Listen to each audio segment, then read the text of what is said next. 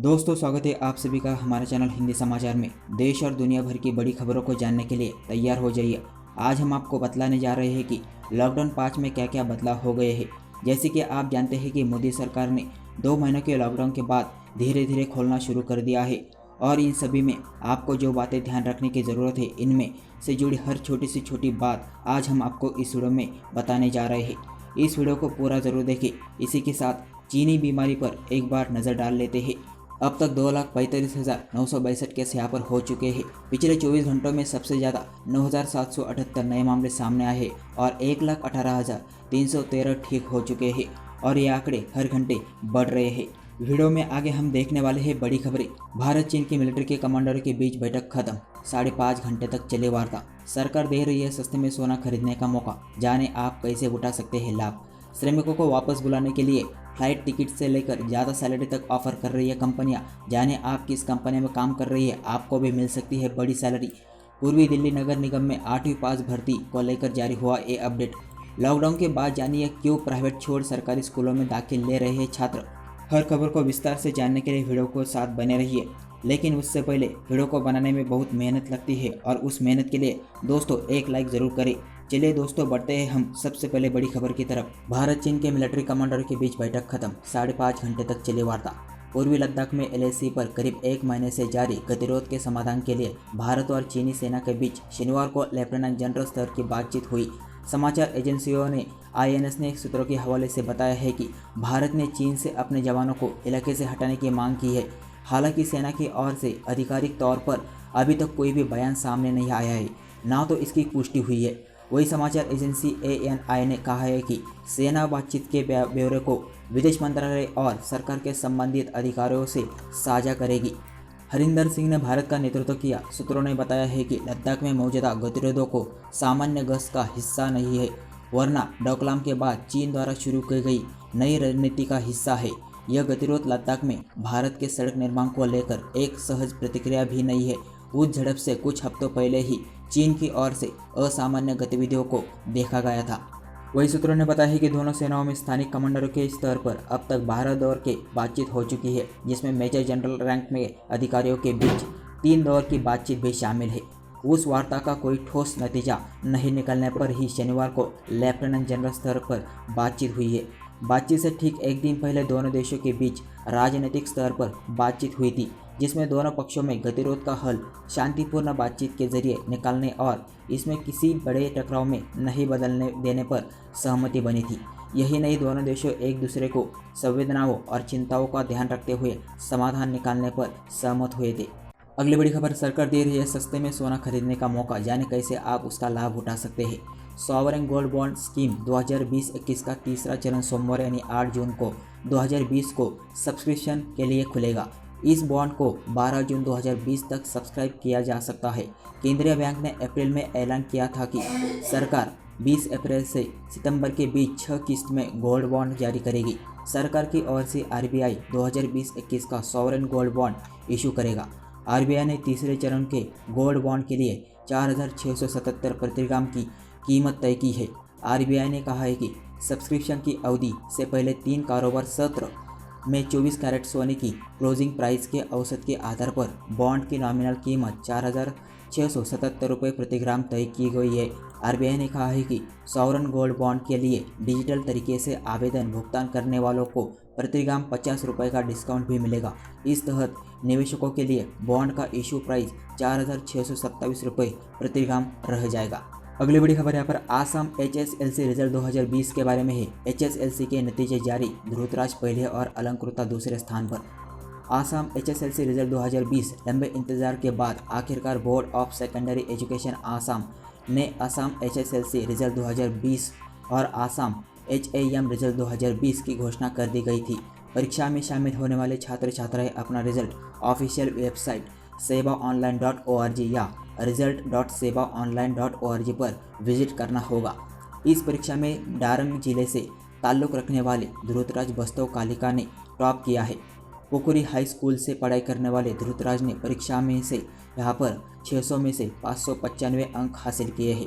वहीं डिब्रूगढ़ के salt book school के अलंकृता गौतम ने 600 में से 594 अंक के साथ दूसरा स्थान प्राप्त कर लिया है। वहीं तीसरे स्थान पर 3 छात्राओं में देवस्मिता प्रिया बोराह, ज्योतिष बान, देव शर्मा और चमन ने टॉप किया है। उनमें उन्होंने 600 में से 591 अंक हासिल किए हैं। अगली बड़ी खबर यहाँ पर महामारी एक्ट के उल्लंघन पर गंगाराम के चिकित्सा अधीक्षक पर एफआईआर दर्ज। दिल्ली के एक बड़े अस्पताल पर महामारी एक्ट के उल्लंघन करने पर सख्त कार्रवाई की गई है। सरकार ने इस पर एफआईआर दर्ज करने का आदेश दिया है। दिल्ली के एक बड़े अस्पताल पर महामारी एक्ट के उल्लंघन करने पर सख्त कार्रवाई की गई है। सरकार ने इस पर एफआईआर दर्ज करने का आदेश दिया है। दिल्ली के सर गंगाराम अस्पताल पर दिल्ली के स्वास्थ्य उप सचिव के आदेश पर एफआईआर दर्ज करने का आदेश दिया गया है।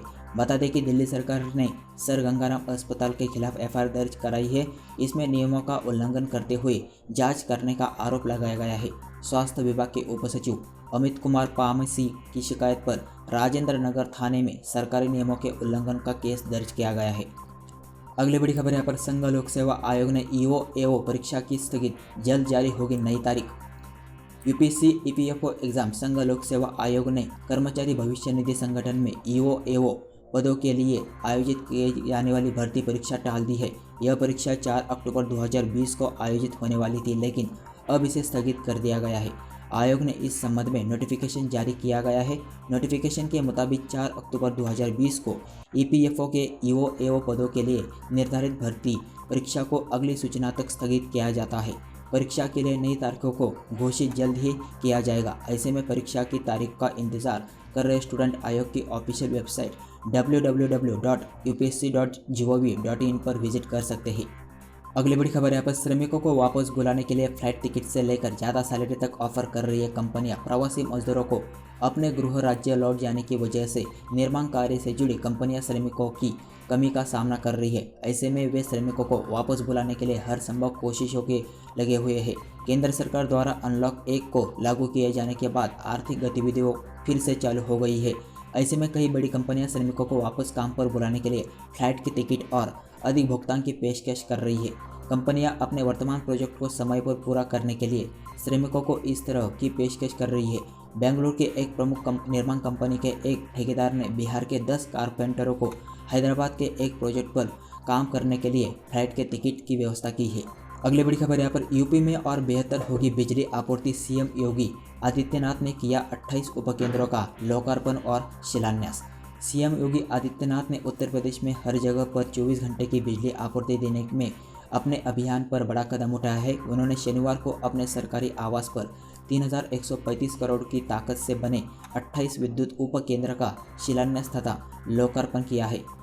मुख्यमंत्री योगी आदित्यनाथ के साथ इस अवसर पर ऊर्जा तथा अतिरिक्त ऊर्जा स्रोत मंत्री श्रीकांत शर्मा और राज्य मंत्री रमाशंकर सिंह पटेल और बिजली विभाग के अधिकारी मौजूद थे। सीएम योगी आदित्यनाथ ने इस अवसर पर कहा है कि इतने उपकेंद्र मिलने के बाद से मैं विद्युत आपूर्ति व्यवस्था को और बेहतर बना सकता हूँ। सीएम योगी आदित्यनाथ ने कहा है कि लॉकडाउन में भी उत्तर प्रदेश देश का पहला ऐसा राज्य है जहां पर इतनी योजनाओं और लोकार्पण तथा शिलान्यास किया गया। अगली बड़ी खबर है पर मोटर वाहन नियमों में फिर से होंगे बदलाव। जनता से मंत्रालय ने मांगे हैं सुझाव। मोटर वाहन नियमों में फिर से बड़े बदलाव करने में केंद्र सरकार जुट गई है। बता दें कि पिछले साल सितंबर महीनों में नए नियम लागू किए गए थे, जिसके बाद चालान की राशि में काफ़ी बढ़ोतरी की गई थी। अब सरकार ने नए नियमों को बनाने के लिए सभी स्टेक होल्डर और आम जनता के सुझाव मांगे हैं। सरकार ने जिन नियमों के लिए सुझाव मांगे हैं उनमें नई गाड़ियाँ, ड्राइविंग लाइसेंस और पुरानी गाड़ियाँ को रिकॉल के संबंध में नियम है। 18 मार्च को इसके लिए नोटिफिकेशन जारी किया गया था, पर कोरोना वायरस लॉकडाउन के चलते अब फिर से सुझाव मांगे गए हैं। Ministry of road transport and highway ने इसके लिए 2 नोटिफिकेशन 29 मई 2020 को जारी किए थे। अगली बड़ी खबर, बिहार लॉकडाउन में छूट के साथ शुरू हुआ रिवर्स माइग्रेशन। श्रमिकों को बुलाने के लिए आने लगी बसें। कोरोना संकट के दौर में घर लौटने को मजबूर हुए राज्य के श्रमिक इन दिनों जॉब ऑफर से परेशान हैं। दूसरे राज्यों के किसान उनके लिए वातानुकूलित बसें भेज रहे हैं। तेलंगाना और तमिलनाडु के रियल एस्टेट कंपनियां तो हवाई जहाज भेज रही है। इस रिवर्स माइग्रेशन के बीच बिहार सरकार कह रही है कि घर में ही रहिए, यही रोजगार मिल जाएगा। श्रमिक दुविधा में है, फिर भी उनका बड़ा हिस्सा काम की पुरानी जगह पर लौटने का मन कर रहा है। कुछ लोग लौट भी रहे हैं। मुख्यमंत्री नीतीश कुमार कहते हैं कि मजबूरी में कोई श्रमिक बाहर नहीं जाएगा। हाँ, विशेष हुनर वाले श्रमिकों को कहीं ऑफर मिले तो बाहर जा सकते हैं। अगली बड़ी खबर यहाँ पर पूर्वी दिल्ली नगर निगम में 464 मल्टीटास्किंग स्टाफ भर्ती को लेकर जारी हुआ है अपडेट। 8वीं पास भी कर सकते हैं अप्लाई। बेसिल ने ईडीएमसी में तैनात के लिए 464 एमटीएस पदों पर भर्ती के लिए वैकेंसी नोटिस हाल ही में 27 मई 2020 को जारी किया था। इन पदों पर संविदा के आधार पर भर्ती की जानी है।